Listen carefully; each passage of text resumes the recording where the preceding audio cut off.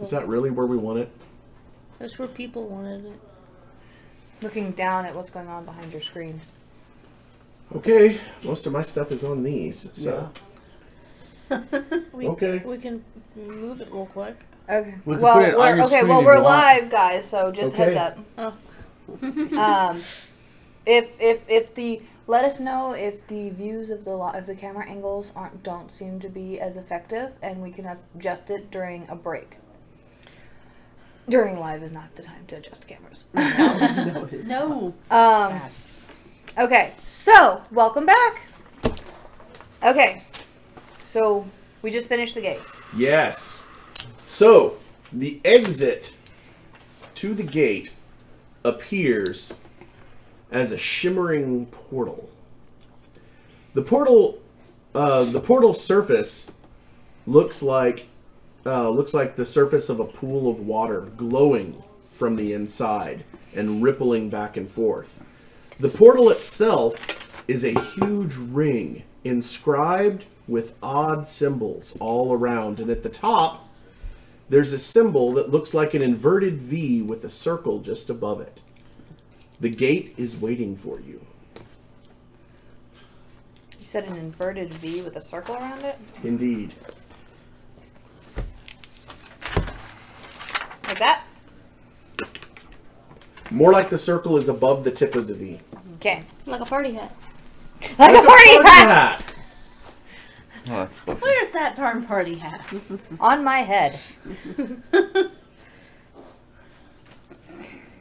So, That's exactly how I described my light blue party hat. It is a conical hat with a little sparkly poofta, darker blue poofta on the top.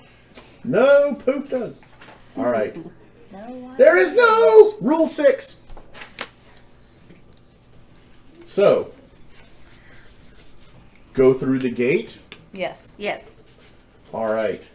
Stepping into the gate, you get the intense feeling that you're falling forward through a completely round tube. The tube moves upwards and downwards like a roller coaster, and the temperature drops severely as you are thrown through this portal. You see stars streaking by outside the invisible walls of the tomb, almost like you're in some sort of hyperspace special effect. Frost begins to form on your avatar's clothing and hands. And then, without warning, all of you are tumbled onto the ground in the middle of a plain.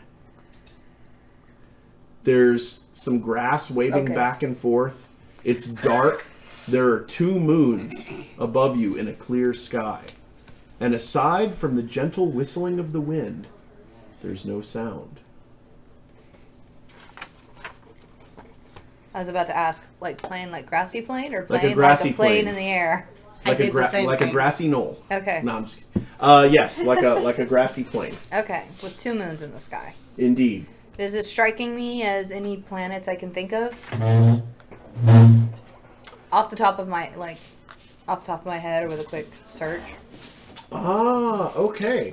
That's not a bad idea. Make a knowledge check for me. That's a D6 plus your knowledge bonus. It's just not great. 4.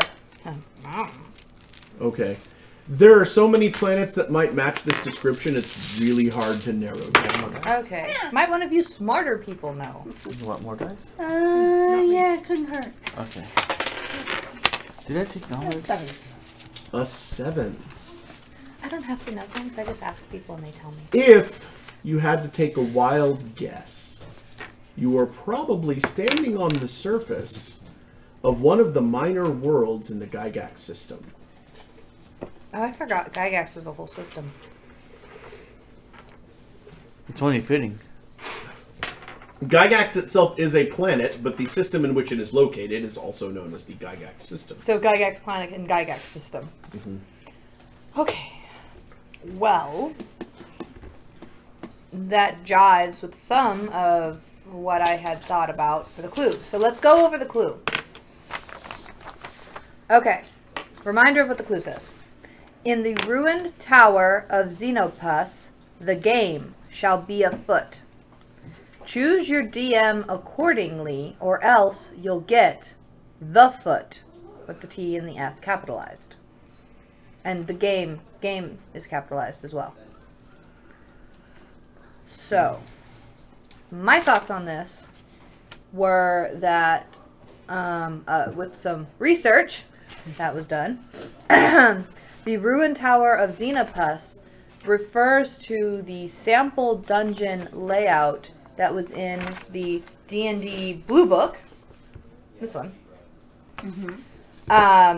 Where a tower was built by a sorcerer, Xenopus, and then he blew up and the tower was ruins, and that is like the sample dungeon of going through a dungeon. The sample dungeon was designed by the editor, Eric Holmes, which plays into the game as a foot. Because I thought game as a foot, well, a foot is a Sherlock Holmes reference. Holmes, Eric Holmes. Ruined Tower of Xenopus, that's the wizard with the tower. Also DM was making me think Dungeons and Dragons reference. I don't know if it's important, but Xenopus with an X instead of a Z means strange foot in Greek, and is also a African clawed frog. That eats fish. That eats fish. Okay. And the Tower of Xenopus was built on at Port Town, which is a seaside village. Interesting. Very good research, though. Yes, very. The only thing I have not quite figured out yet is what the foot is. And all I can think about, and she kind of shared that, was the Monty Python foot. See, that's what we were thinking too, is the foot that came to mind freely was the giant Monty Python foot that comes down and squishes you when you've irritated the gods. Well, that, and she brought up the foot from Teenage Mutant Ninja Turtles. But it doesn't play into the clue at all. But we'll figure that well, out. neither does the Monty Python one. We just need to, well, I kind of does. But we just need to, we need to figure out where to start. We'll worry about that when we get there. Well, we're in System Gygax. We're on a minor planet in System Gygax, which I was going to suggest going to because... But we're in the middle of a plane. We need to get out of the middle of the plane. A very cold plane, apparently. Yeah. I'm gonna jacket. Hey, we just got a donation. Thanks to whoever did that. That's awesome. Let us know if that donation was for donating for effect. Please make sure that you comment on the YouTube chat just to let us know what effect you were trying to put into play so we can incorporate that into the game.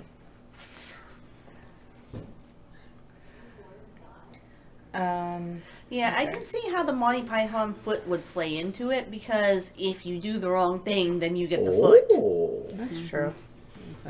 Oh. All right. Whatever anonymous bastard out there just dropped $50, you're on. Oh, did you get what it was for? Oh, yes. Oh my. Oh dear. Oh, yes. Oh boy. I kind of feel like this. If it's something bad, it's gotta be Bobby Dean, because that's something he would do. Bobby Dean would pay $50 to see us. Not to throw anybody under the bus, but we always appreciate any donations, Yes. even if they cause us much havoc, pain, and chaos. Because that's part of the game. It's good for the kids. It's good for the game. It's good for the game, and it's good for the kids. Anyone else thought it was Ed? Very true. I did. Innocent sitting over here. I did kind of like. I wasn't going to say anything. So, while you're standing there discussing what's going on, Maybe get out of a the cold. huge bolt of lightning drops from the clear sky about 100 yards to your right. It is obviously the kind of cheesy lightning effect you would see in the early 80s fantasy film, complete with the exact same castle lightning sound effects. Nice. When the lightning hits the ground, tendrils fly outward from the central bolt, and almost in a transporter effect, 6 adventurers appear from the feet upward, looking just as confused as you do right now.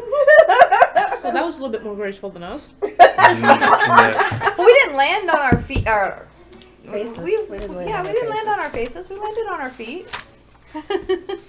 Sort of. Mostly. Okay. We should probably go somewhere else now. They're looking in your direction and having some sort of conversation amongst Is themselves. this a PvP zone? No way to know until I you reach out- confirmed what planet you're on. Well, Yeah. there's an easy way to confirm it. I reach out and I smack Eddie Lives real quick. All right. You don't smack hard enough to actually cause any HP damage, but the hit registers. Nothing stops you from making contact. Okay, I think it's PvP. no. We might want to get the.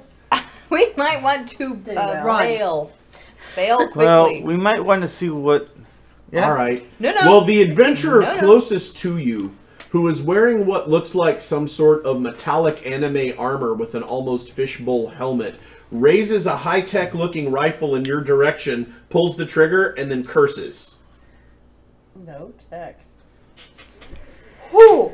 It's Gary Gygax system. It's medieval, probably. It's good that I went with plate mail instead of Yeah. anything else. Yeah. And the mace. Happy Well, for the chainmail do right now. we engage them or do we vacate? There's 6 of them, you said? There's 6 of them and there's 5 of us. I guess the question is, do we want to focus on the clue or do we want to try to eliminate the enemy? Well, the thing is, if we don't eliminate the enemy, they can eliminate us. This is true. They may try to Why don't attack we us. start by sizing them up? Yeah, how dangerous do they look? Obviously, one has a fish head. Well, Or a fishbowl. fishbowl helmet, like a... Yeah. All right. They have fanned out sort of into a line facing your direction. Of course, they have. One of them, who kind of seems to be calling the shots, makes a hand gesture. And the one on the far right of their line, who is wearing some close-fitting robes that almost kind of look like, from the waist up, they remind you from one of the palette swap characters from Mortal Kombat, like Sub-Zero or Lizard, the ninja outfit, but the bottom is sort of more like a robe Hakama type thing. The character steps forward, reaches a hand up, and there's a big glowing green ball, and he slams it down on the ground about 50 yards out, sort of mostly between the two of you. What happens? Creatures start rising from the ground, and all 5 of them take off running in the opposite direction. Oh, lovely. Distract us with enemies and beat feet. Well, we can beat feet too. Right? Yeah. Who says we have to engage these things? All right. You hear an odd chirping sound effect, Chirp, chirp.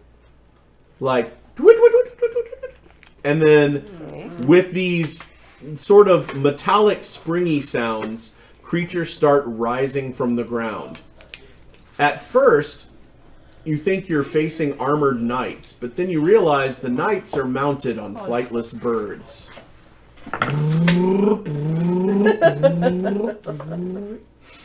We're And in then joust. the birds aren't so flightless anymore.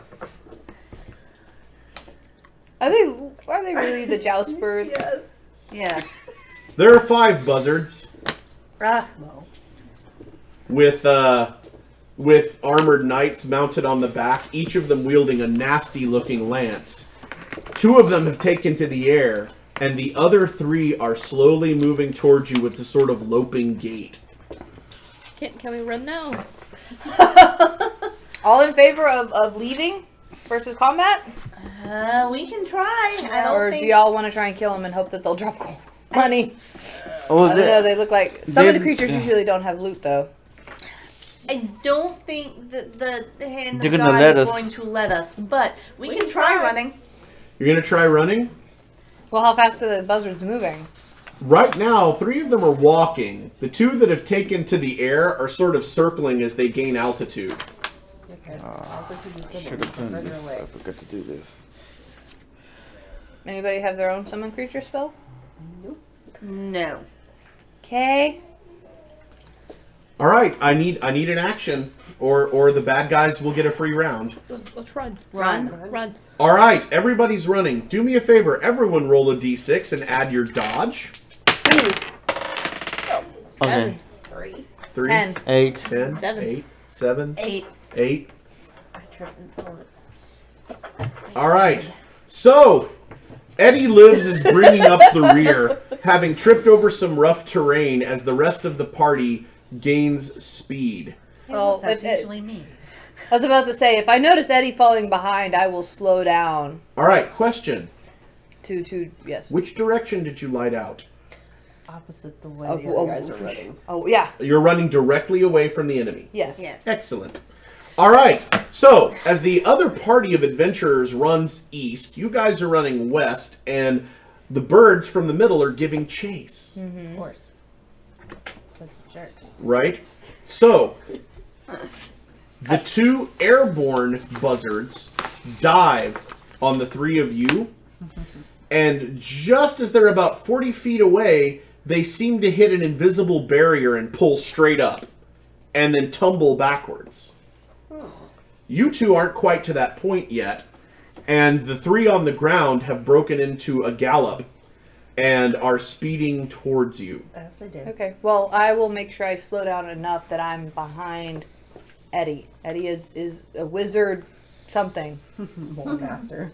What? Wizard lore master? Yeah. Eddie is not the one to be engaging with a bunch of buzzards, so I will I will move Right. so I am covering Eddie's flank to keep them off of her. Okay, you move to cover Eddie's flank, Him. and combat Her. is joined. Her. Okay. I will run forwards to help them out. All right, Yep. you guys are going to wait. Have to wait till next round to get Sure. involved because of the distances involved. Right now, it's just Eddie and Mizuyoshi taking on the 3. Can I see the drink part? Taking on the 3 buzzard-mounted warriors. Do you need it for your spell references? Yeah. All right, you are the front line.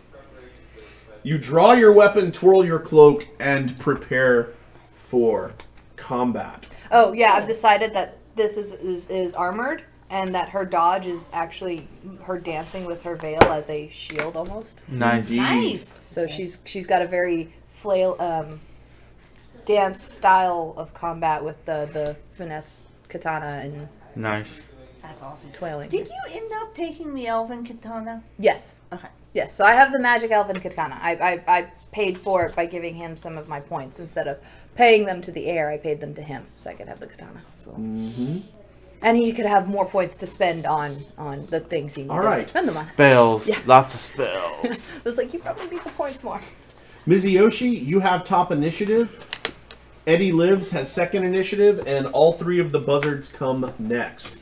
So the buzzards are charging you with their lances. There's 1 in the lead, and 2 have kind of shuffled over to the left flank. It looks like they're trying to get around your right to Flank the squishy lore master wizard. So what are you going to do? You have top initiative. Now remember, you can break your combat skills in half, round down, and make multiple attacks.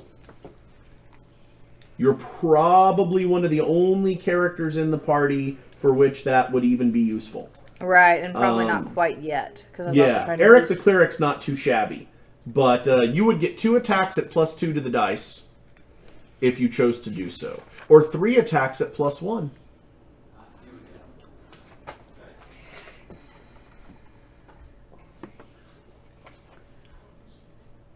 And you're still not quite sure what that Elvish Sword does. I know, it's magic of some sort. It glowed around a troll. But beyond that, I don't know what it does. I will... How close are they to Eddie? Like, they're shuffling around. Eddie's kind of behind me. Mm-hmm. Like, Well, are they at the speed they're moving, if you don't stop their charge, at least the trailing one will be able to swing around and get an attack at Eddie while the front 2 deal with you. If you try to interpose yourself, you could do that, but they're all 3 going to swing at you when they get to you. Is there a full defensive thing where I can go on yes. like guard mode and go full defensive? All right, I believe... Where instead of attacking them, I literally just stay in front of Eddie and block all incoming attacks at me and her. You know what? To buy time for the rest Sure, of you? let's try it. All right, so you've got the magic elven sword. You've got your twirly cloak. Mm-hmm. You go completely defensive. Yes. And let's see what happens. I would like you to make 3 dodge rolls as I indicate. Make your first one now. Ugh, 5. You managed to fend off the first one. Second. 7. Second one just barely. You catch the lance in your cloak and turn it aside. Third one? 8. Really? Okay. You manage to hold off all 3 buzzards with the whirling of your elvish sword and your cloak. It's actually pretty impressive to watch. Because I've also got the the flowing skirt, so it's all right. So she's just this dancing whirl of motion as the frustrated buzzards attempt to attack. Your turn. What would you like to do, Eddie Lives? I got you, girl. But I'm on the fence, so y'all gonna have to do some hitting. We're coming. Yeah. Yeah, once y'all are there, I can start attacking. But So we know that future tech doesn't work here. But From what they did, we can definitely assume that spells do. yeah. Mm-hmm. So, What about not so futuristic tech? like what? Like a hand cannon, like a Desert Eagle. You want to give it a try? I'm gonna try it. All right. So, gunpowder. That's an interesting question. Uh-oh. Let's see if gunpowder works. I'm gonna find out. All right. Stick surface of the knight's armor now looks extremely 8-bit in the area where you hit it. The knight itself staggers in the saddle, and in doing so, pulls his mount hard around. The buzzard digs 1 foot into the ground and swings out of the combat. That one will probably miss a round trying to get himself back into position to attack. Are the 3 of you all closing this round, trying to get into the fight? Yes. Yes. Yeah. All right, so the 3 of you are closing while the other 2 buzzards try to figure out why the hell they can't fly past a certain point in the sky. New round. Here is the initiative order. Dorothy Deeds will go first, followed by Mizuyoshi and Eddie Lives, followed by Eric the Cleric, and finally Shadakar. Then all the bad guys attack. So, Dorothy Deeds, you're first up. Alright. I have a rapier and the ability to fence. How fast can I move to get into the fight? All right. You're running back towards where your friends are. Mm-hmm. Your 2 immediate targets that you can see is as you're running forward with your rapier, you can skew off to your left and hit one of the fresh buzzards and warriors that she's holding back, or the one she just shot is presenting its flank to you as it swings out of the battle and tries to turn around. That one appears wounded and is having some trouble. That one's tempting, but taking out the fresh ones would probably be more helpful. Okay, let's go for one of the fresh ones. All right, jump in and roll your fencing specifically. Okay.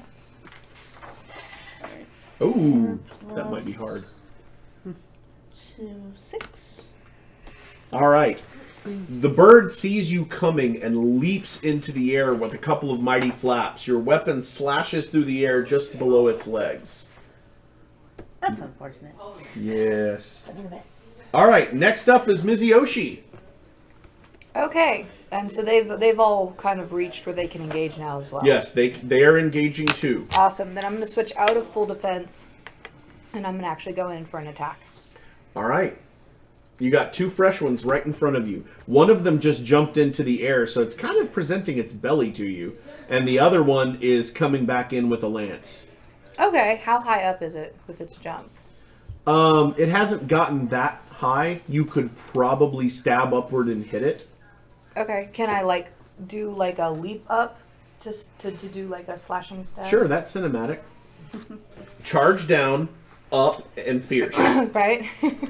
Okay. So 6. That's going to hit. Throw a d6 for damage. And what did we say the damage was for that elven sword? Deadly. Deadly. Go for it. I rolled a 1. You rolled a 1. That's still going to land some damage on the mount because it is a deadly weapon.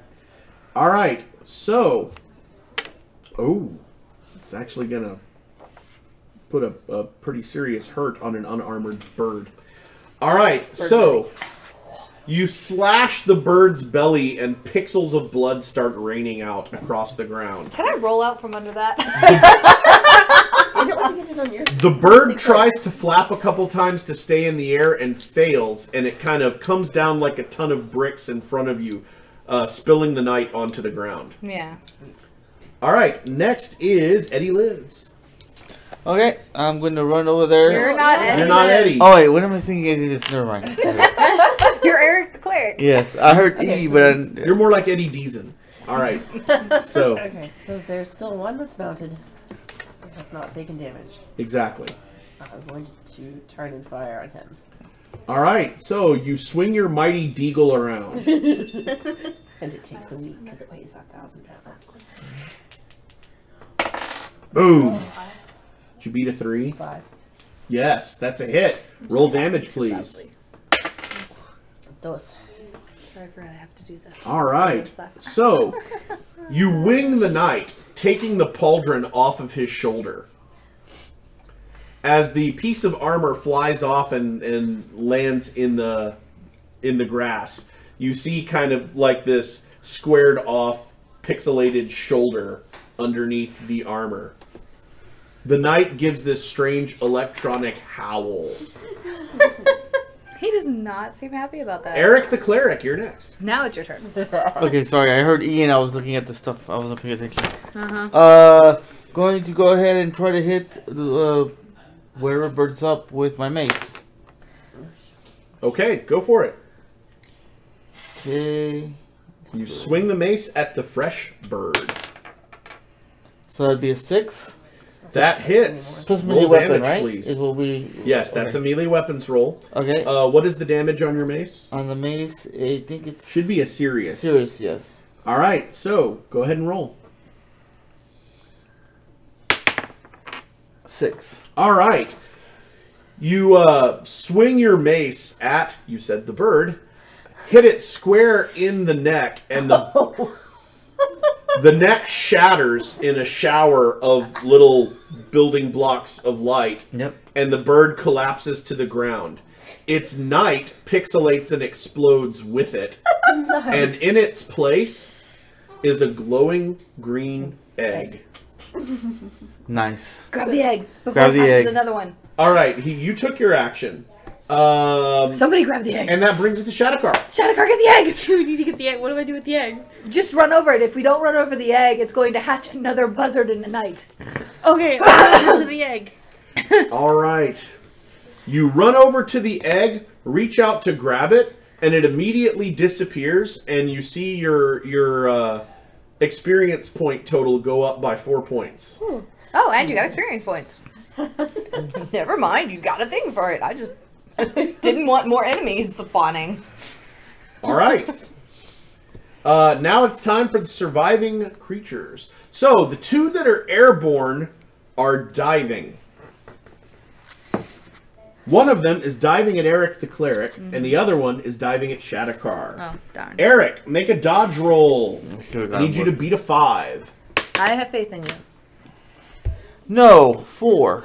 All right. You might want to put more points in dodge What- Yes. on your next level up. Yes. All right. You're wearing plate mail armor. Did you Correct. write down what the level of that armor is? I believe it's medium or heavy. I do. Hold on. Give me a second and I'll find it here. Maze plate. It says 7 points. 7 points. All right. So that's heavy armor. Yes. All right. So the lance. All right. The lance against heavy armor. Oh, your armor saves you. Okay. The lance impacts you square in the chest and knocks you backward, but your armor prevented any damage. Nice. You slide across the grassy ground, but you're unhurt. All right, the second one attacking Shadakar. Shadakar, you need to beat a 4 with your dodge roll. My dodge is a 4. Oh, well, then you're fine. All right. Shadakar, being the extremely nimble warrior he is, sort of just kind of dances out of the way and probably makes a lewd gesture at the bird as it moves past. Engineer thief type. Yep. You can give the bird The bird. All right. So that's the 2 flying ones. The one that was initially shot spent this round getting himself back into position. One is busy being nothingness. And the last one, the one that's fresh with the exception of missing a pauldron, takes a swing at Mizuyoshi because it realizes she's probably the biggest threat. And so it leaps forward. The bird leaps forward. And the knight actually takes the lance wide and looks like it's trying to clothesline you with it. It's a really, it's a really clumsy move, but we'll see what happens. Can you beat a 4 on your dodge? My dodge is a 4. Oh, So 9. So I leap into a splitting over, just dodging over his clothesline. I'm just like, very Van Damme of you. All right, so you kind of whoosh. All right. That is the end of that round. You guys have completely destroyed one of the birds. You've wounded a couple too. And we're back to the top of the round. high five, super dodgy two people. Meaning that Dorothy Deeds is active. Okay, so I think the first thing I'm going to do at this point is shout, aim for the bird. Yeah. Okay. And then, what can I attack? All right, looking around you. The one that initially got shot by Eddie is coming back in. Okay. There's one more bird on the ground that is only wounded in the shoulder, and then the 2 airborne ones are trying to deal. What happened to the one which one was the one I eviscerated? Oh, that's right. It's on the ground now too. I forgot. That one's on the ground now too because it's apparently lost its ability to go airborne, and that bird is gravely wounded. I'd like to go after that one. All right, Slight make an attack roll. evisceration. Okay. Your target number is a 5. Can I get a $1 reroll? It's for charity. I'm good with it. Okay. I will give you $1 later. Okay. Alright, I like that one a little bit better at least, because I got a 6.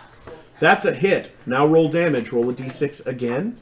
And this was with, remind me your weapon, I'm sorry? My weapon is the rapier. The rapier! And I got a 1. That weapon does critical damage. Well, see, that's the deal. The bird is unarmored.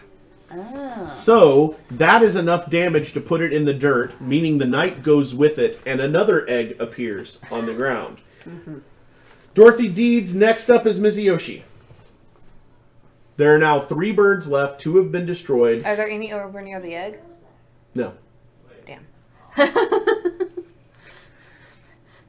Let's try and kill egg. 2 birds with 1 stone. Aww. You gotta go there. Well, it's just laying there. Pick it up. I'll go for one of the birds. Okay.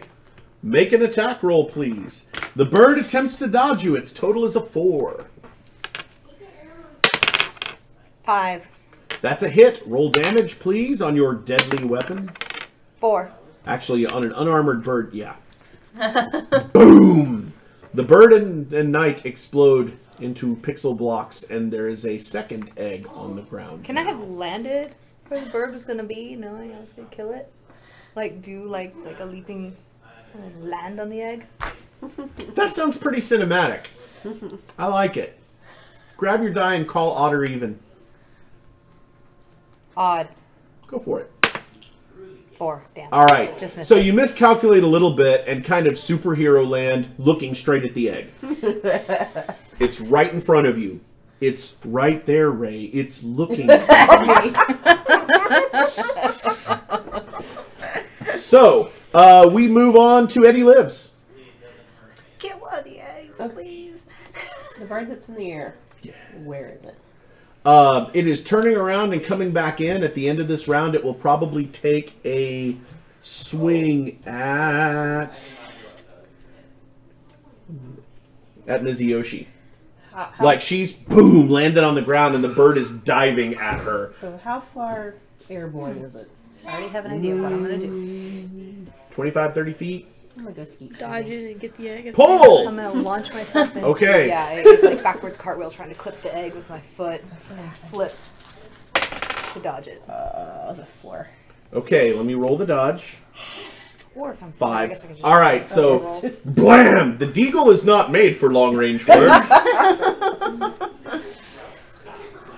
And I'm sure there's going to be a bunch of gun nuts out there that are going to argue with me on that one. That's fine. This is a simulation of firearms, not an actual... Okay, so that's your public service message for today. Remember that the Oasis is a cinematic simulation. Alright, so the round goes wide. The bird kind of does a roll and continues to dive in on Mizuyoshi. That's okay. Eric the Cleric. Okay, I'm going to Go try. get the egg. Not Go the grab one in the front of egg. me. Not the All one in front right, of me. I would like you to make an athletics roll for me, please. Beat a 4. Hope you're good. Yep, 6. Okay. All right, so Eric the Cleric manages to weave his way through the melee and grab one of the eggs. As he touches it, the egg disappears. He gets 4 points in his Oasis XP account. Can it be the egg not literally right in front of me? Because Yeah. it's right here. Sure, we'll Yes. go with that because it's Yes. more fun. Because I can get it dodging. All right, so that was Eric the Cleric's action. That brings us down to Shadakar. So the only 2 that are left, is one still on the ground? You killed that one. You killed the wounded one. So yes, there is one still on the ground, but it's the one that's mostly fresh. Yeah. But it's on the ground. But it's on the ground. Okay. But it is on the ground. Okay, so I'm gonna go with that one with my axe. Go for it. I'm gonna go for the bird, like the neck Alright. of the bird. Bird. Burb. Oh, It's the word. Really? Sorry. Oh, a 3. What did you roll? A 3. All right. Well, that would be a hit. A 3. A Okay. 3. Wait, what did you roll? So- a 3. That actually strikes the bird. Roll the damage. Your hand axe does light damage, so roll a d6 for me. 6. 6. 4 points. Wow. All right. So you have managed to nearly kill the buzzard. In fact, you took a wing off, and the wing is sort of flapping and twitching on the ground. Oh. The bird is dripping little blocks of blood. It looks like some red D6s are just pouring out of a hole in the bird's flank. Every time What are I they feel rolling? bad about these things, they do something not realistic, and I feel better. Yeah. All right. Bird. That was Shadowker. Now it's their turn. All right. The knight on the wounded bird makes a motion as if he's going to dismount, and then it looks like something is holding him in the saddle. So he rethinks it and swings his mace at you, or his lance in your direction. 5. Roll your dodge. Oh. 7. All right. Again, the lance is a terribly clumsy weapon when not coming straight at you at speed, and you manage to nimbly limbo under it as it swings over you. Yes. For the barest moment, Shadakar looks like Matthew Broderick in Lady Hawk. All right. So, because Lady Hawk is canon. All right. And the last So says bird, the great the White airborne Hawks. bird, the one that dodged your shot, comes down. Or, oh! sorry, the Percival. Yes. Mizuyoshi, the bird might have you. Can you beat an 8 with your dodge? There's a good chance of it. Yeah. If I successfully dodge, can I roll forward, picking up the egg as I go? Beat a 9. Ooh.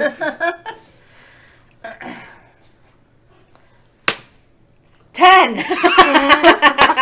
I'll give it to you. Thank Thank you. Mizuyoshi executes this amazing twirling dodge, picking up the egg, rolling out of the way, and the bird slams into the ground, digging its feet in and swinging around so its mace is its lance is pointing back at you. Nice. All right, top of the round. We're back to Dorothy Deeds. Don't forget your 4 XP. Yeah, don't forget your 4 XP. Don't forget to wear your goat leggings. Nice. Okay, so we got The nervous system's real two there. birds both on the ground at this point, right? Yes, they're both on the ground. Which No one's- more airborne targets. Which one's closer to me? The one that's missing the wing. Okay, so take a run at it with the rapier. In the kitchen. All right, you need to beat a 6. Can you do it? Yes, I got an 8. Excellent roll damage, Smithers. Release the hounds. Ooh, 6.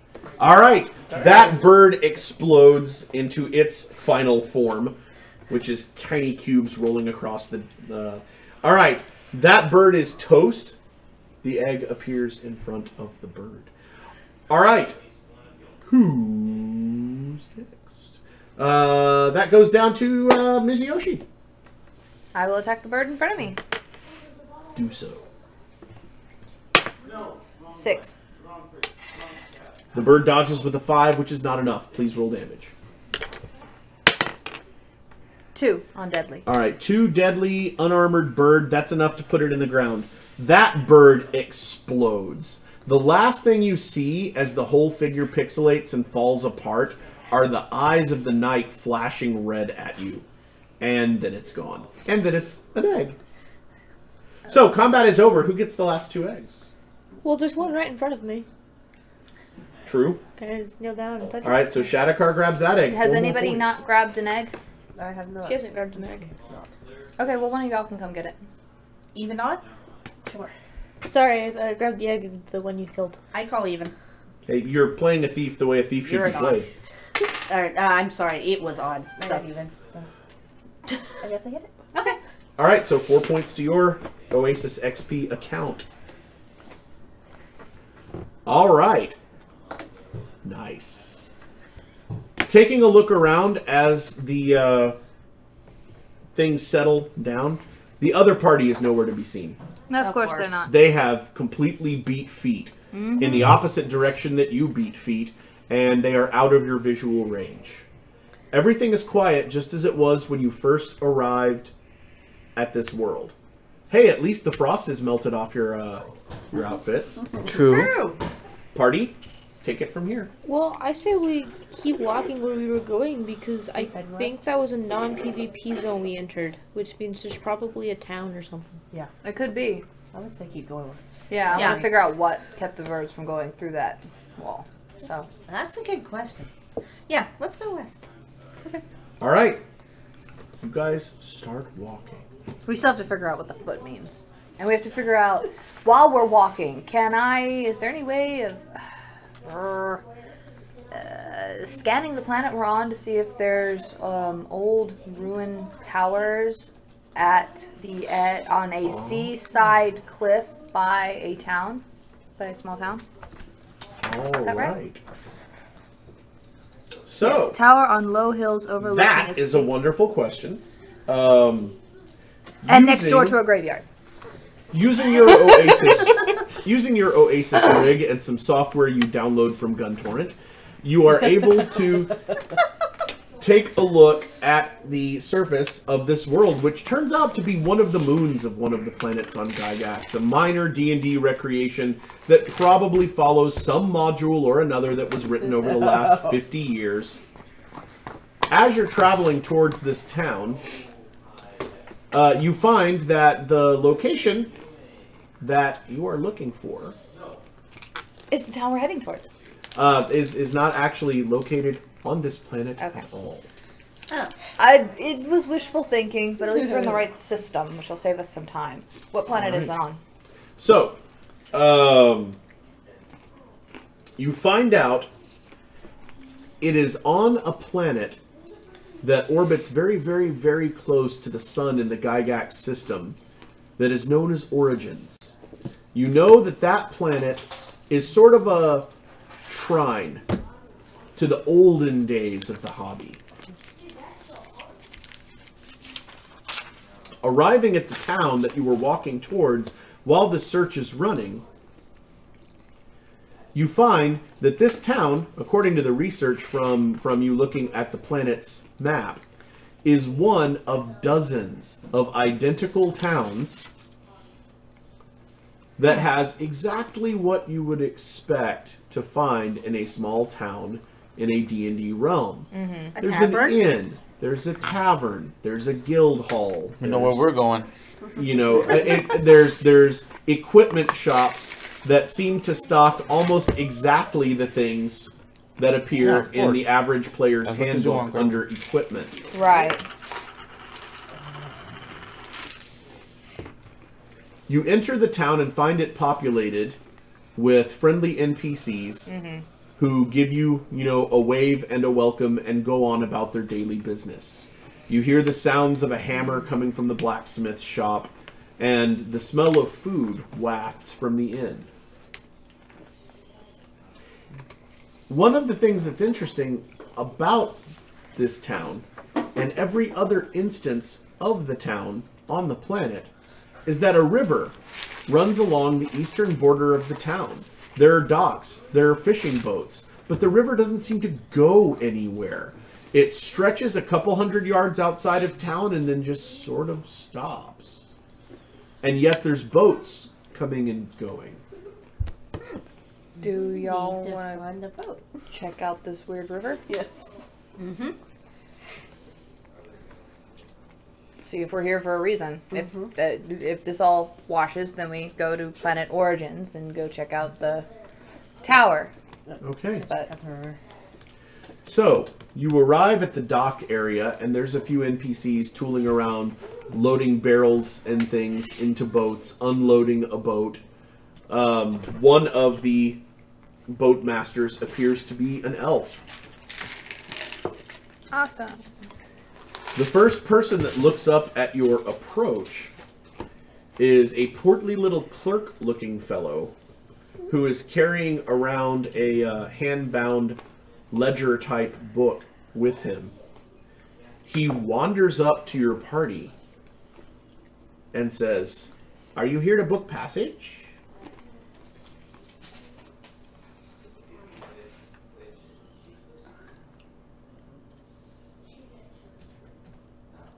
No idea what that says.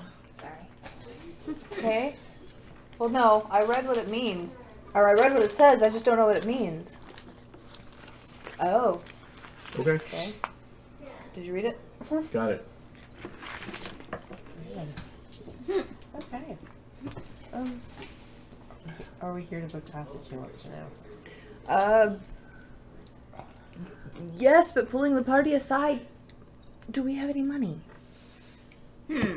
We have. Question. Because We don't know what it costs, first of all. We don't know where it's passage, if there are specific places it's passage to.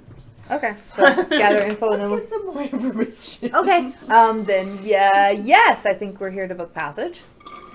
He says, "Where would you like to go? What? Boats leave every hour on the hour." Leave to where? What are the options? He flips a page in his ledger and starts to look down and starts reading out the names of various campaign settings and worlds in the Gygax system. Oh, Helpful. that's really helpful. Well, we have to go to a world. Yeah, we're to Origin. Is Planet Origins in there? He says, I'm not sure I know where Planet Origins is, but the city of Origins is a few short hours travel by boat from here. Port Town. Is Port Town in the list? Port Town. Ah! Port Town. Yes. That will only cost you 10 gold pieces. A person or for everybody? He says, "Oh, for the group." Do we Okay. have 10 gold pieces? I have 4.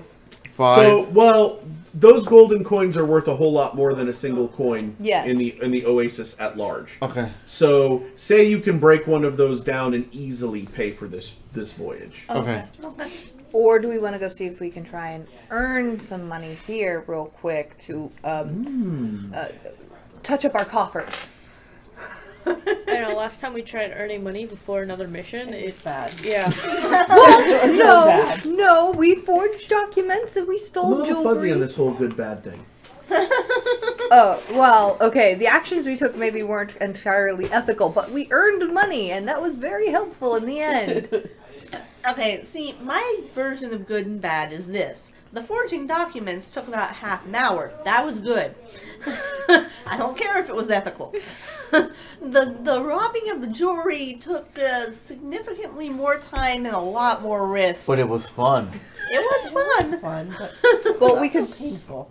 see if there was anything that can be done quickly and easily to earn a little money. Or do y'all just want to break down one of our 2 gold coins and go? Let's just break one down. Yeah. Okay, and hope we find more later. Yeah. Mm-hmm. Yeah. Okay. Okay, Besides, I want to see what happens if we get to this tower. we still have to figure out what the foot means. All right. So, Hopefully not the hard way. what you've got left when you're Hopefully done are 90 Oasis credits. Okay. Woohoo! So we got 90 credits left. You pay your gold pieces, board the boat.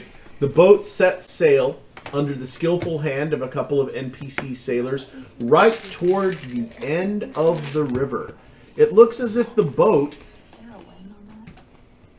there a win on that? A win? Mm-hmm. On what? The thing, the note. Is this gonna be like when they go in Willy Wonka when they go on the boat? Is it gonna get psychedelic on us? Maybe. Maybe. Nice. Come with me and you'll see That is one of my favorite songs. world of pure imagination. LSD. Okay, anyway. So, it looks like the boat is going to run aground as the river ends, but as it hits, you hear that flashy teleport sound effect from the old Super Friends cartoon. And your boat is pulling up to a seaside town with some cliffs and things next to it. And a ruined tower. Cliffs of insanity. There is a ruined tower atop the cliffs. Okay. Yay. It's the ruined tower of insanity. Next door to a graveyard? Next door to a graveyard. Okay. Alright, we're on the right track. Sounds like. We are where we need to be. Okay. We've got 90 gold. Do we want to swing through the town real quick and possibly... I think because we have 2 of them, we actually have 190 gold. Yes, but I'd like to leave at least one of the gold as, you know, emergency... Yes. Mad money? Yeah. Yeah. Or for the whole, you know, oh god, we're all gonna die sort of things. Yeah. But we have 90 gold to spend Okay. if we want to try and procure any extra things. That might not be a bad idea. Like, we're in a no-tech world. I wouldn't mind picking up a non-tech ranged weapon. All I've got is an energy pistol, besides my sword. So a bow would not be amiss. Yeah, I had no problem with running by the nearest town. All right.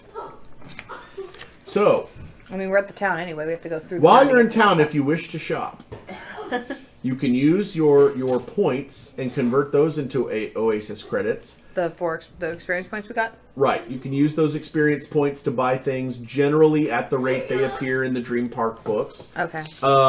Or, Raul, that 90 Oasis credits that you have left over from the gold coin, I will count that as 9 points worth of money for you to spend in the shops. 9 So points. 10 gold per experience point. Per experience point. Oh, I might not be able to afford a bow then. Is there Okay. anything else anybody needed? I think I'm good. I could probably afford a bow for you.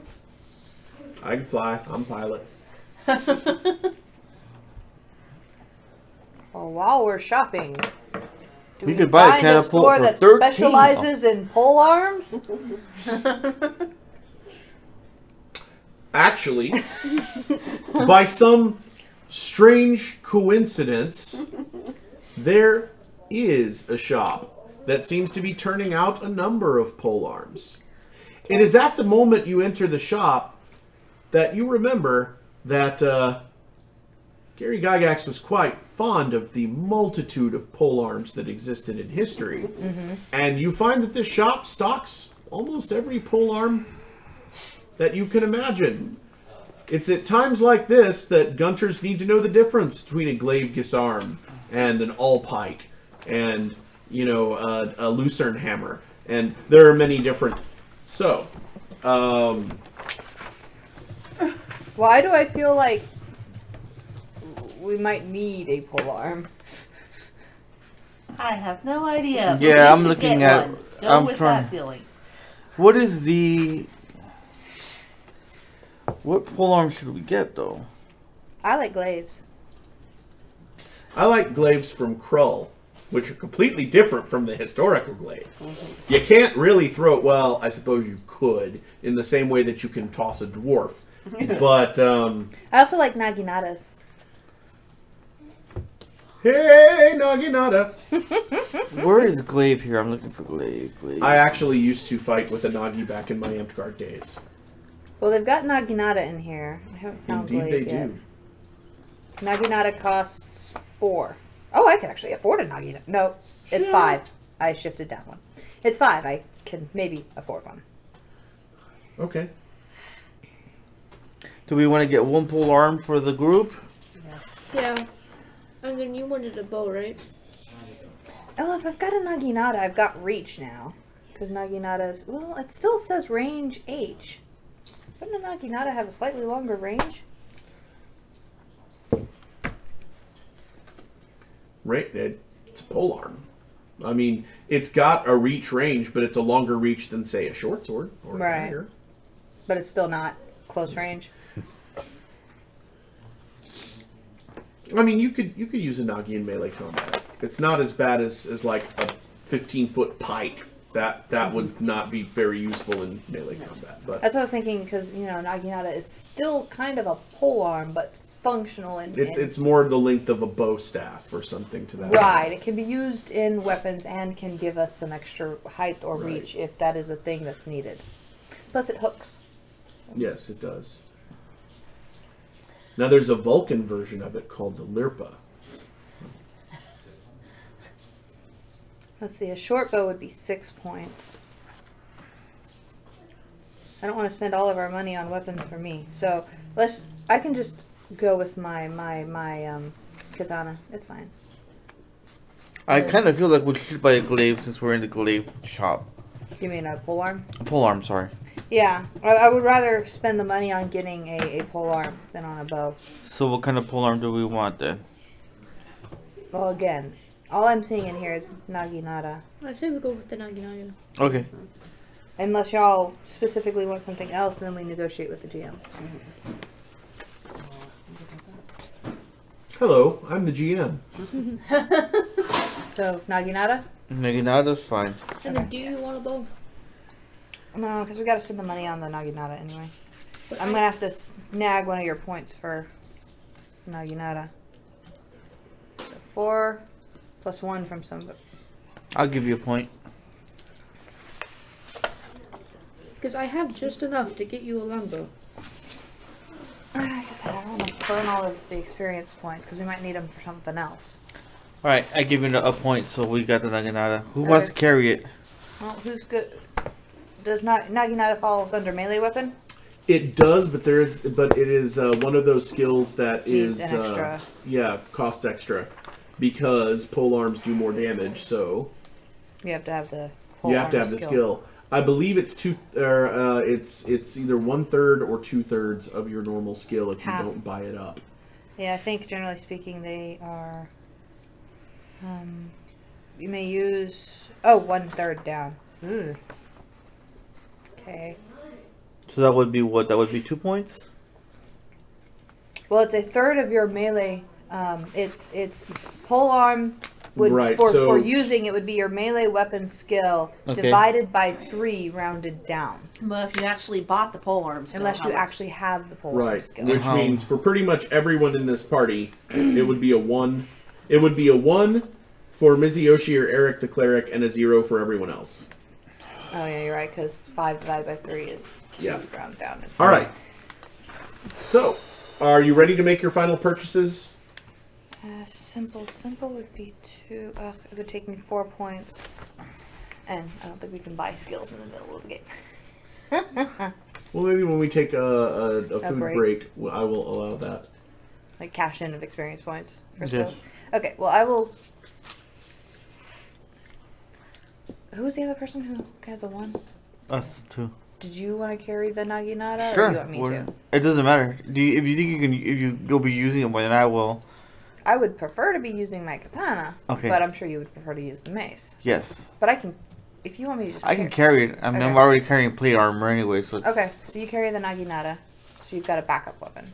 Okay. So, as you're passing your gold pieces to the proprietor of the pole arm shop, he hands you your new equipment, collects the money from your inventory, and says, you know, safe travels to you. I'm going to close the shop early. I've done a lot of business today. Any particular reason why? He says, why, yes, a group of adventurers much like yourselves came in here and cleaned out half my inventory. Looking around the shop, you see that there's still plenty of inventory. What all did they buy? He says, well, that would be privileged information. You know, armor confidentiality. Well, I mean, you can tell me. All right, you picked up a skill in that, did you not? Persuasion and fast talking, yes. Give it a roll. Good.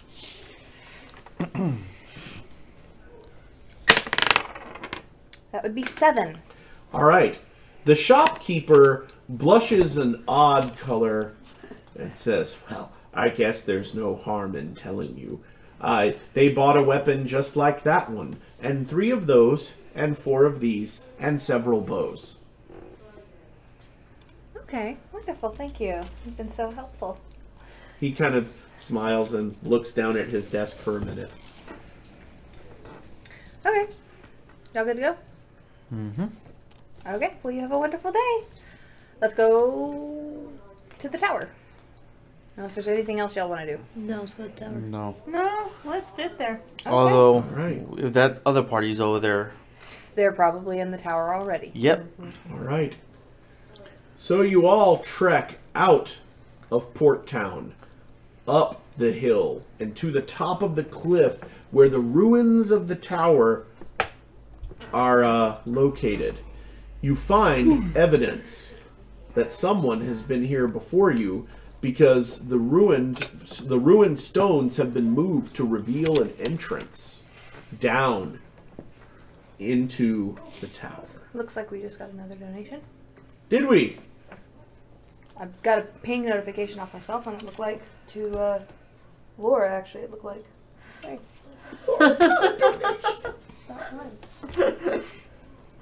It's the reason I've got my cell phone going, because it texts me anytime we get a donation. Right? That's awesome. So, just let us keep an eye out for if there's anything with it. Right. Yeah.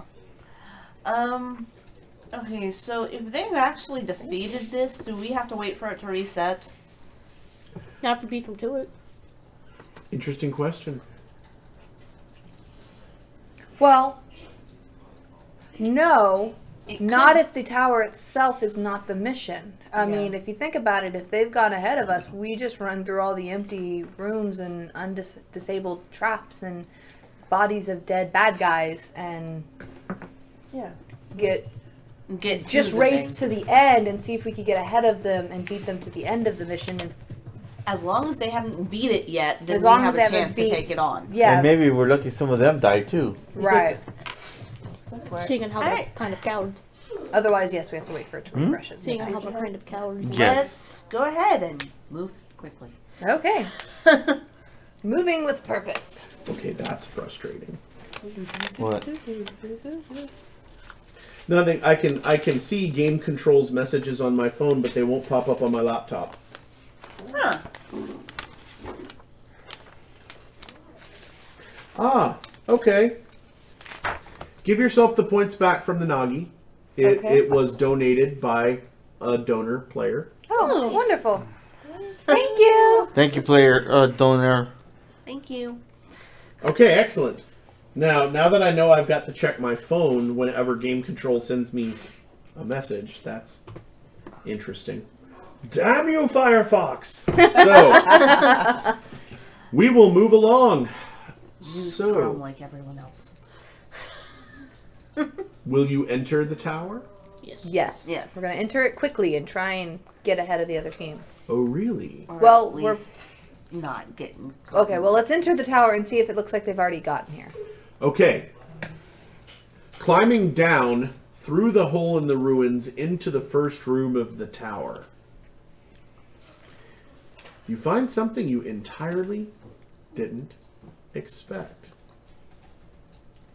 This room, far from looking like the, ancient, dank stone, basement of a tower, kind of looks oddly like a mid to late 70s lobby in some sort of hotel or conference area. There's Okay. a pair of potted plants on opposite sides of a pair of wood grain doors that are closed in front of you. Do we recognize this lobby from any movies?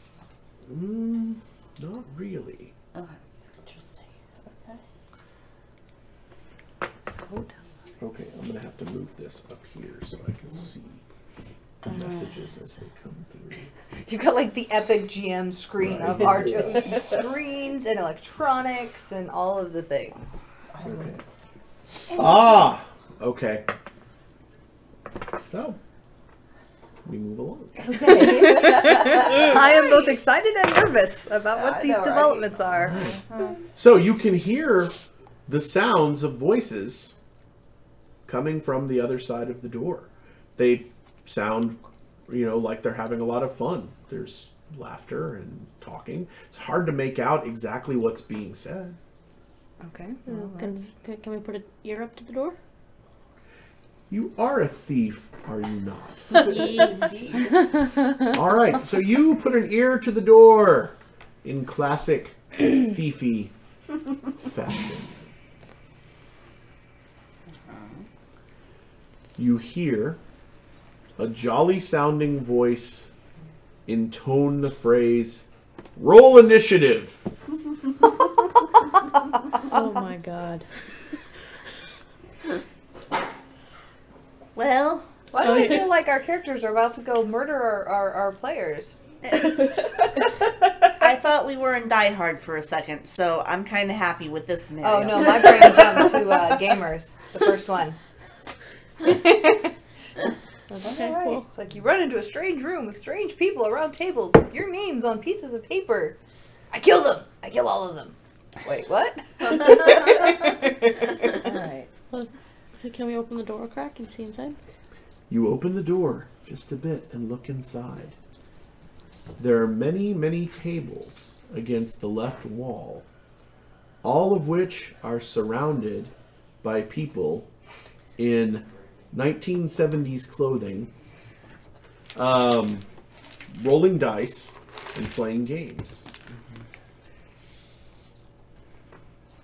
Okay. Okay, well, I just opened the door all the way. You open the door all the way. You are greeted by the wafting smell of tobacco smoke and beer, and looking down the hall, it goes a long way into the distance. And something that strikes you is the further you get from the door, the more the clothing changes. We're in a time thingy? Like changes in like time period ways. Yes. At the door closest to you, The table is a huge sand table that has a model of a town on it and miniatures scattered about. The very next table is a group of people that appear to be playing Dungeons and Dragons out of a copy of the old wood grain box that was assembled in Don Kay's garage, the first 1,000 copies.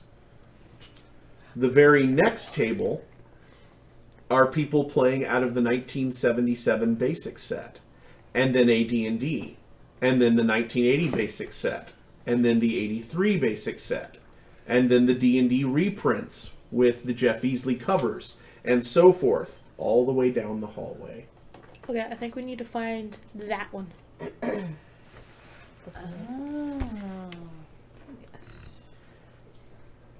So not the 2001, is it? No, that's the product number. Okay, thank you. I was like, that doesn't seem right. Second edition, 1978. I'm not good about reading. All right. He writes on books and stuff. Well, I mean, if you recognize that book cover, Right, it would be easy enough yeah. to look over the shoulders of the players. Okay, so we scanned down to However, find that book. You immediately recognize the players at that table. Let me guess. They just sent a bunch of buzzards after us on nights. Indeed, they did. Wait, buzzards They on seem- nights? Either way. Nights up. You have Scratch successfully inverted the trope. Scratch that. Reverse that. Driving on. All right. They seem to be having a wonderful time. Are they in stylized clothing or are they in They're wearing their adventuring gear. fishbowl helmets? Yeah. One of them is in sci-fi battle armor. He's taken his helmet off and set it on the table. But they are all playing that version of D&D. Sample dungeon? In fact, they are. Okay. So I'm gonna go look over their shoulders, see what they're doing, see how far along they've come. All right. None of them react to your presence. They continue playing the game as if they don't even notice you're there. They are just a few rooms in to the module. You can tell because one of them has graph paper and is mapping everything as they go. Scattered across the table in front of them are the old low-impact plastic dice that have been colored with crayons. And there's even a Yahtzee cup full of little chits sitting on the table as the dungeon master weaves his tale of the Xenopus Tower. Is the dungeon master was the dungeon master one of the party of 6, or is that? No, he is not. In fact, he is dressed in period clothing contemporary to the release of the book. Okay. Anybody else at the table who didn't come with the party besides the GM? Nope. All the players are the members of the party that you encountered earlier. Okay. Are there any like wait lists or queue looking things or? Looking around, it looks like there is one party of players at every table in here. But as you're kind of looking around, taking stock of things, the doors swing open, and another adventuring party that looks incongruous with this gathering walks in. In fact, they're all kind of wearing matching outfits. They look like some sort of team or clan. They immediately start looking around the room the same way you did. Mm-hmm. And you said everybody at the tables is not in period? No, the one, well, every table except this one is in period clothing appropriate to the release of that edition of the game. And there's only one table? Only this table. Yes, there's only one table. Okay. So, while you're... I reach out and poke one of the players.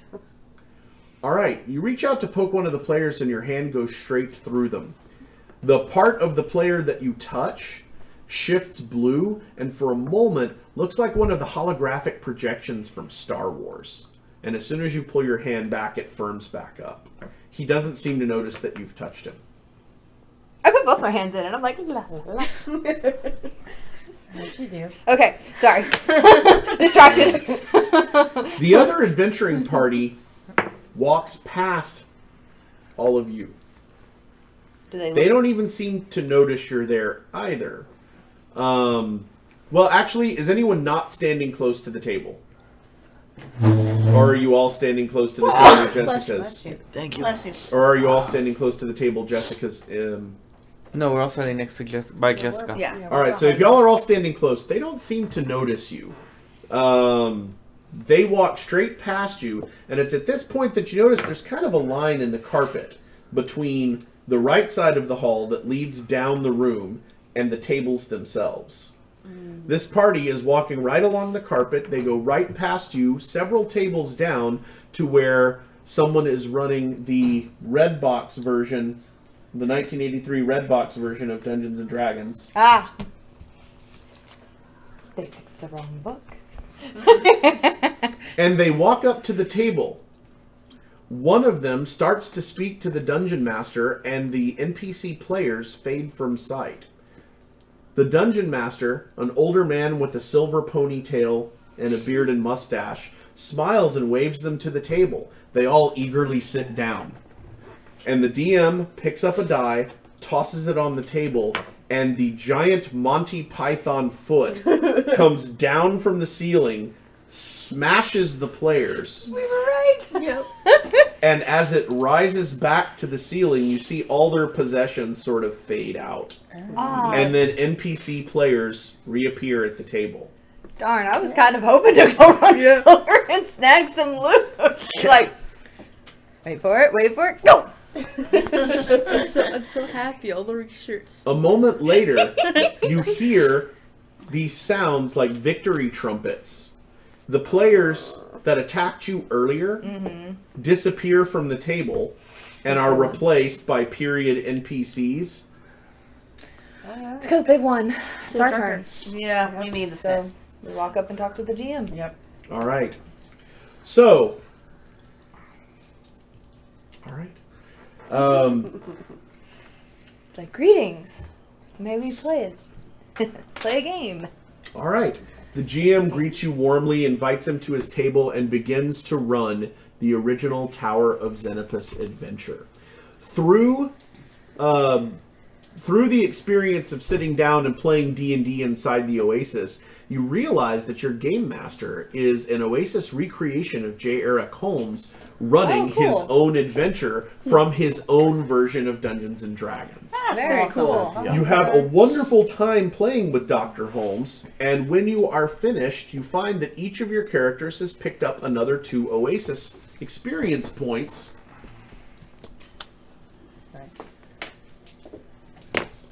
Another 2 Oasis experience points, and the good doctor, as he bids you farewell, offers you a scroll case. Yay! All right. Opening the scroll case, you find that it is an identify spell that can be used to determine the nature and identity of a single magic item. Cool. I kind of want to use it on my sword. Is it one use only? It appears to be a one-use only scroll, just like in the olden days. But you're not quite sure what the scope of the scroll is. Will it only identify one item? Will it identify any item between range? It doesn't really tell you that. But when it activates, it will identify at least one magical item. I think we should wait on that. Yeah. I know. We should wait. But I'm just saying, if we go to identify something else, I may slide my sword in next to the other item. Fair enough. So, a smiling Dr. Holmes, after handing you the scroll and thanking you for the game, tells you that the remaining challenges are down the hall. Okay. We don't fade out with victory music? There is victory music the moment you step away from the table. Okay. And do any of you regularly check the scoreboard? Probably. Yes. Have it up in the back in the All corner of our right. eyes. So, there is still a team ahead of you. You assume that that's the team. And that just finished. You assume that that is the team that just finished ahead of you. They are the Terrors, and they are in front of you now. Are any of the teams now off the list? Being that, you know, it looked like a team went... Well, one team did appear to zero out, but they're still in the game. They're just zeroed out. It appears that this holiday commemorative challenge will not allow anyone to be killed out completely, but they do have to go all the way back to the beginning and start over again. Made easier once you know what's going on, but still. Yeah. So you are now in number 3 space. Number 3 space? Who's number 2? Number 2 is the G-Force, and the guys that just scored right ahead of you. And in the number 1 space is a team called the... I know, the guinea pigs! Are called the Sixers Remembered. Are in number 1. Well, we gotta fix that for sure. Right? Yep. No G-Force wannabes are gonna beat us. Right. No, Sixers. Those Sixers. That's right. Sixers wannabe. Suxers. Yeah. Yep. All right. What's next? Well, I guess we go down the hall. All right. Walking down the hall, you are treated to a historical replay of every edition of Dungeons and Dragons as you move forward in time. I hiss at 4E as we go. Sorry. And then... right. Then you open up into a much larger room. This isn't just a hall. This is a huge ballroom that seems to go on for a really long time in different directions. Now you've gotten into a room full of every role-playing game. Not just D&D. From the mouth of the hallway, the first tables that you see near you are games that are very D&D adjacent. Osric, Swordsmen and Sorcerers of Hyperborea, Dungeon Crawl Classics. Pathfinder. Actually, no, there is no Pathfinder. Do not speak that word at my table. It is unholy. No, okay. To be fair, Pathfinder. Let's play Pathfinder. Those books are in the fireplace, keeping the rest of the room warm. Okay, so, moving right along. Not that the GM has any opinion on Pathfinder. Right. The opinions of the GM are his own and do not reflect the general opinion of the Royal Dragoon Guards. Or anybody else at the table. So, all right. We're not going to talk about Crapfinder anymore. So, there is a sea of science fiction games. You know, Star Wars, Star Frontiers, Metamorphosis Alpha, Gamma World. There's another sea of military simulation games like the Morrow Project and Twilight 2000 and Behind Enemy Lines. Pretty much every game you've ever heard of, you know, is out there somewhere with groups of people playing it. It's a sea of gamers. Ooh, Gangbusters. Of course Gangbusters is out there. So, as you walk into this giant room full of games, you see there's a podium in the middle of the space. Standing at the podium is a figure straight out of the Dungeons and Dragons cartoon series. In a black robe with red trim stands the Mad Wizard Kellic. He's standing in front of a huge book, and he has a quill in his hand. He looks up straight down the aisle at all of you and stares expectantly.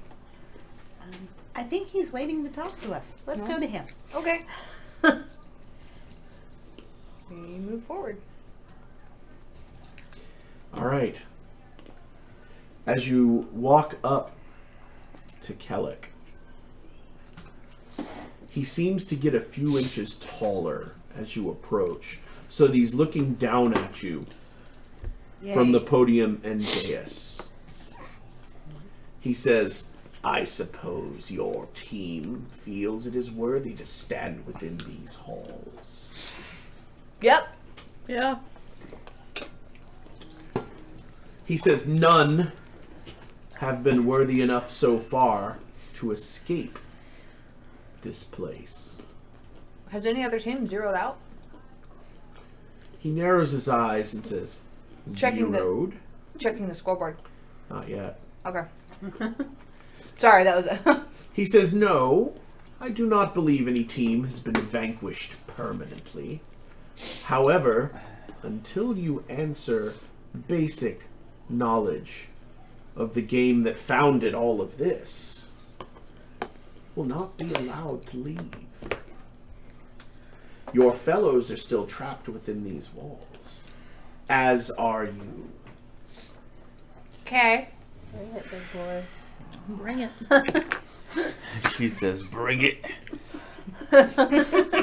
He says, before you will be permitted to play any of these children and grandchildren of the game that began the hobby, you must accurately answer my 3 challenges. Right. Okay. What is your name? What is your quest? What is What is your favorite color? Who is your daddy and what does he do? If you want him, come and get him. Wait, wrong thing. He says, You want it? deep within the Cook Marsh, you will find a world that's known. Within it, a city that adventurers call home. What city is it? I'm assuming text doesn't work here. Does tech work here? If you wish to use your phones to Google anything, go ahead. But like in the Oasis, do we have access to the internet right now? Yeah. Yes. You are able to pull up a search window if you wish. Can you repeat that one more time? Alright. There's a brief, jerk, as if you're watching a film that's just backed up to a previous chapter. And in exactly the same tone and inflection, Kellic repeats, deep within the Cook Marsh, you will find a world that's known. Within it, a city adventurers call home. What city is it? Okay, I got the first line. What's after Cook Marsh? Alright. Deep within the Cook Marsh, you will find the world that's known. I don't have the rest of it. Within it, a city that adventurers call home. You know what, I'm just gonna let you write it down because my brain's not catching the words. I'm like, I got you will find, and then my brain said, nope. I just don't process information via listening as much. Is there a penalty for getting it wrong? Possibly. Possibly. You saw what happened to the party that picked the wrong table. Yes, there is feet. That's what I'm getting. Because I mean, it's a city name. Would you guys like a moment to chew that over while the DM runs to the head and gets Yeah, some tea? do we want to do a break for researching? Like a 5-minute break? That's up to you guys. Yeah, that's fine. That way Yeah, people so can it hit the doesn't- head so and it's we not can do don't a get little my bit of research. phone. Just staring at us, researching. All right. Okay, so we will be taking a 5-minute break for bathrooms and After these messages, off-screen we'll be research. right back. And we'll be right back. I need more coffee.